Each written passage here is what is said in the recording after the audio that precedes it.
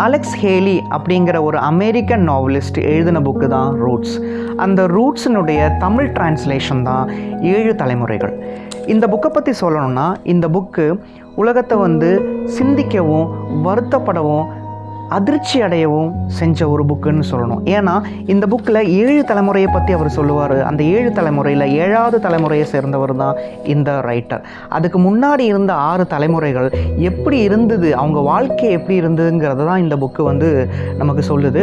இதில் கற்பனையான விஷயங்கள் இருந்தாலும் நிறைய உண்மையான விஷயங்கள் இருக்குது.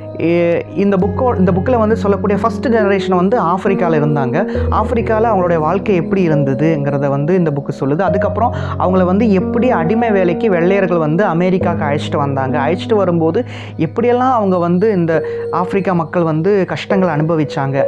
அதுக்கப்புறம் அமெரிக்காவுக்கு வந்ததுக்கப்புறம் அவங்களுக்கு என்னெல்லாம் வேலை கொடுத்தாங்க, எப்படியெல்லாம் அவங்கள டார்ச்சர் பண்ணாங்கங்கிறத இந்த புக்கு சொல்லுது. கண்டிப்பாக இந்த புக்கு ஒவ்வொரு ஸ்டூடெண்ட்டுமே படிக்க வேண்டிய புக்கு, எல்லாருமே படிக்க வேண்டிய புக்கு. ஏன்னா இந்த மாதிரி நம்ம புக்கு படிக்கும்போது தான் நம்ம நினைக்கிறோம் நம்ம கல்ச்சர், நம்ம மதம் இல்லைன்னா நம்ம மொழி, நம்ம நாடு தான் பெருசு அப்படிங்கிற இது நம்ம நினைக்கிறோம். ஆனால் அதை தாண்டி மனிதர்கள் எல்லாருமே ஒன்றுங்கிற ஒரு விஷயத்தை இந்த புக்கு நமக்கு சொல்லுது. அது இந்த புக்கை படித்து முடிச்சதுக்கப்புறமும் இந்த புக்கில் வரக்கூடிய ஒவ்வொரு விஷயங்களும் ஒரு சினிமாவில் பார்க்குற மாதிரி மைண்டில் அப்படி ஓடிட்டே இருக்குது. கண்டிப்பாக எல்லோரும் வாங்கி படிங்க. ஏன்னா இன்றைக்கி இருக்கிற இந்தியாவில் பார்த்திங்கன்னா ஹிஸ்ட்ரி பர்பஸ்ஃபுல்லாகவே அழிக்கப்படுது. அதுக்கு பதிலாக ஒரு புதிய ஹிஸ்ட்ரியை உருவாக்க ட்ரை பண்ணிட்டு இருக்காங்க.